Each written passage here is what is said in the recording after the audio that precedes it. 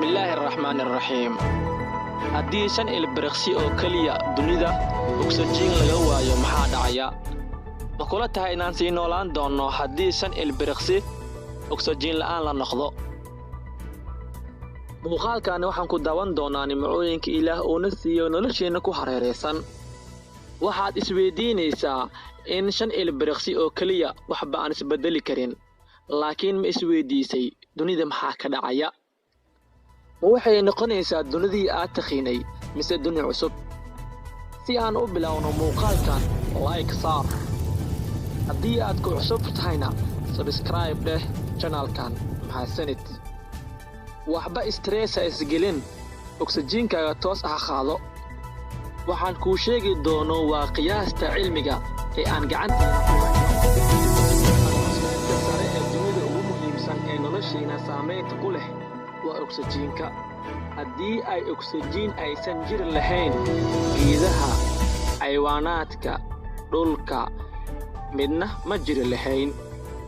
Shan ilbiriqsi in oksijiin la'aan la noqdo dadka wax weyn uma arkaan.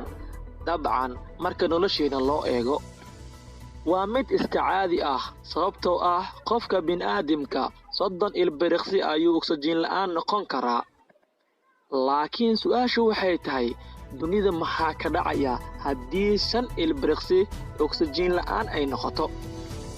Haddii shan ilbiriqsi dunida oksijiin laga waayo, dhulka wuxuu noqon doonaa meel cajiib ah oo aan weligeeda lagu noolaanin. Waxaa bilowgiiba dumi lahaa dhismo walba oo shamiinto ka samaysan, waayo shamiintadu dhagooda waxaa door muhiima ka qaato waa oksijiinka. Shamiintada oksijiin la'aan waa budo caadi ah.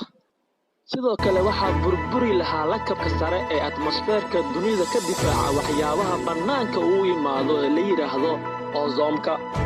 Lakabkani waxa uu ka samaysan yahay 3 atom oo oksijiin ah oo naga celiya wax walba oo halis ah oo dunida bannaankeeda ka imaanaya, sida falaaraha uu tarfiyoolaha qoraxda bixiyo. Haddii falaarahan uu tarfiyoolaha dunida soo gaari lahaa, waxa ay kulaal lahaayeen dhammaan noolo walba oo adduunka joogo, weliba kuleelkii ugu dambeeyey. Sidoo kale falaarahan waxay dhib u geysan lahaayeen noolo walba oo adduunka joogo, sida bini'aadamka, dhirta iyo waxyaabaha ilma aragtada ah. Sidoo kale waxa yeeleen lahaa unugyada jirka oo uu kansarka ugu horeeyo ayaa qof walba uu ku dhici lahaa. Allahu akbar.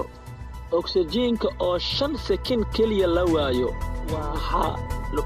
waxay la micno tahay in 21 atmosfeerkeenu uu wax isbedeli lahaa. Tani waxay keenaysaa in cadaadis hawada uu isbedelo. Cadaadiskan dartiisa dadka oo dhami waxaa khasab ah marka ugu horeeya dhigahooda, maadaama ay u dulqaadan karin cadaadiska xad-dhaafka ah ee hawada ka soo imaanaya. Sidoo kale oksijiin la'aanta wax dab ah xitaa ma daarmi lahayn. Sidoo kale wax matoor ah ma shaqayn lahayn. Tani waxay keenaysaa in koronto la'aan ay dhacdo, baabuurtana ay shaqayn waayaan, diyaaraduhuna hal mar ay soo wada dhacaan. Sidoo kale cirka oo dhan wuxuu noqon lahaa mid mugdi ah. Sidoo kale dhulka waxaa ku soo dhici lahaa dhagxaan iyo waxyaabaha xagga sare ee hawada isbeeskeeda nooga imaan lahaa. Sidoo kale dhulka wuxuu noqon lahaa mid nolosha ka ciribtiranto. Laakiin waxaa wax walba dhammaystiray baahida bini'aadamka dhulkani, Allah subxaanahu wa tacaala. waxyaabahan aan soo sheegay waa waxyaabo xaqiiq ah haddii oksijiin la'aan ay dhacdo xitaa wax yar maadaama wax hadda dhacayo aysan u ekeen oksijiinkaaga qaado Allah nimcooyinkiisana ku shukri. Mahadsanid daawade.